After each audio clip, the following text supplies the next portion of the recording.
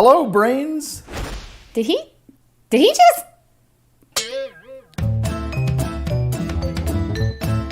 Hello, brains. This is the second part of our Dr. Hallowell interview where we talk about how those of us with ADHD can find and keep a job that's right for us. If you haven't seen the first part of the interview, you can watch it here. So here you go. Edward, roll the tape. But you said that two of the most important things in life for somebody with ADHD is to find the right partner, which I don't know if anybody can tell anybody how to do.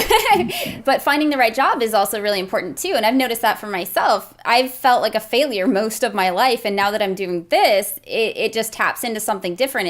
It's right for me, and I'm succeeding in a way that I never could before. So many of the problems folks with ADHD have derive from one or the other. They're with the wrong person intimately, or they're in the wrong job professionally. And don't sell yourself short. If you're not feeling fulfilled in your job, don't quit your job, but start looking for another one while you hold on to your old job. And you really need a creative outlet. I found this, the reason I write so many books, I'm just finishing my 20th book. If I don't have a book going, I get depressed. And I found that's true for most people with ADHD. You need to find a creative outlet. You need a way of exercising that creative gift that most of us do tend to have. And you found it with your YouTubing. With the channel, yeah. I mean, it's working well for me, but for people who haven't found that yet, are there any jobs or careers that you recommend for people with ADHD? Are there any strengths that... Well, a good self-assessment for a career. Draw 3 circles. Circle number 1 is what you really love to do. And just put everything in that circle that you really love to do. Gardening, sleeping, everything you really love to do, put in that circle. Then the next circle is everything you're really good at doing. Drawing maps, throwing a baseball, whatever. And then the third circle is what someone will pay you to do. So where those 3 circles overlap, that should be your career. You combine what you love to do, what you're good at doing, and someone will pay you to do. And it's a good way of kind of redirecting, where you should put your efforts. Something I've noticed with people with ADHD is sometimes even once they find a job that's great, that they like doing and everything, they'll still get bored of it. Is there a way to keep it exciting, or are we just doomed to going from job to job for the rest of our lives? No, you want to, it's the same thing with relationships. You have to find ways of continually reinvigorating relationships and renovating relationships, just as you have to find ways of reinvigorating jobs. You need to juice it up. And a lot of people with ADD, they go from relationship to relationship and go from job to job. I say to my wife all the time, we're stuck with each other, okay? We're stuck with each other. So 28 years, we're stuck with each other. So if something goes wrong, it's up to us to find ways of making it more exciting. Instead of saying, okay, I'm done with you, I'll go find someone else, which is not uncommon in the world of ADD, we say, okay, what can we do differently? What can we do to reactivate the fun, the chemistry, the pizzazz? And the same thing with your job. If you're finding that you're becoming humdrum, talk to your supervisor. How can you use me differently? What new project could you assign me to? Instead of just sort of sucking it up and toughing it out because you're afraid to talk about it. Talk about it. His goal is the same as your goal, which is maximum productivity for the company. So, have that discussion. And next thing you know, you'll have spiffed up your job. Speaking of talking to your supervisor, do you think that it's a good idea generally to disclose that you have ADHD? How do you usually suggest people handle that? It all depends on the job.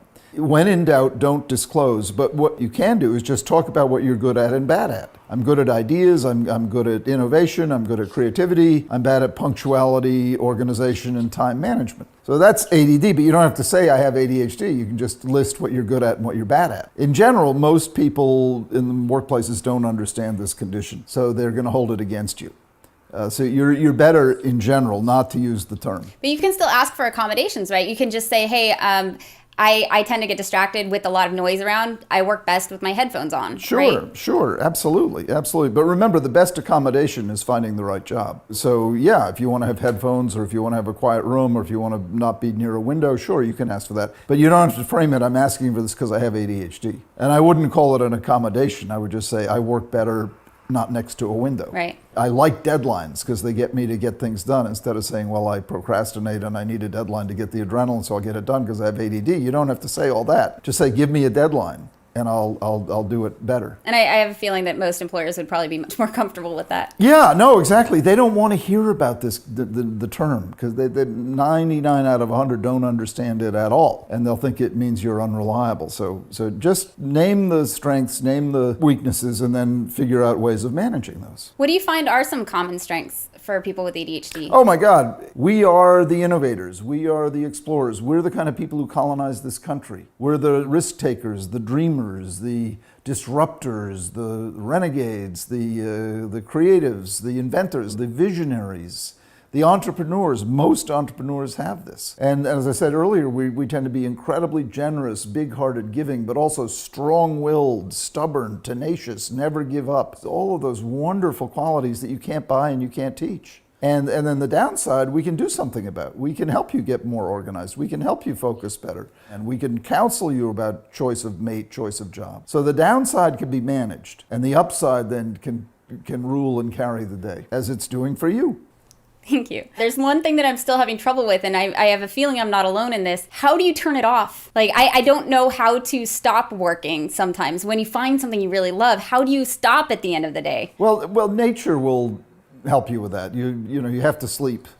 But you may stay up very late. You get into something, you're in flow, you're passionate, you just keep at it. Your body will tell you when you need a rest. You need to get some sleep, you need to get some exercise. We tend to be people who like to work. We like to get into stuff. And we do best when we're busy. If we're not busy, we often get depressed. But you don't want to be stupid busy. You want to be smart busy. You want to be working on something that's useful and productive. Yeah, and in your book, you suggest time blocking, right, for dealing with distractions, so that rather than having your email open constantly or constantly checking messages throughout the day, you work in blocks. Yeah, whatever works for you. Blocks are good. Whatever works for you, though. I always think, we find our own rhythm. Find your feel and make it real is one of my mottos. What feels right to you, as opposed to conforming to some external standard someone else says this is the way to do it. You know how to do it, so you listen to yourself, and your mind, your body will guide you, and you'll find your own way. You'll find your own feel, and then make it real.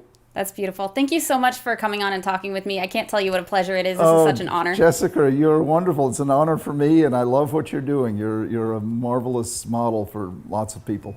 That's it for this week. Thank you again to the amazing Dr. Hallowell for visiting us, Brains, and sharing some of his wisdom. If you haven't checked out his Distraction podcast, especially the episode with me in it, the link is in the description. Also, yesterday we hit 100,000 subscribers,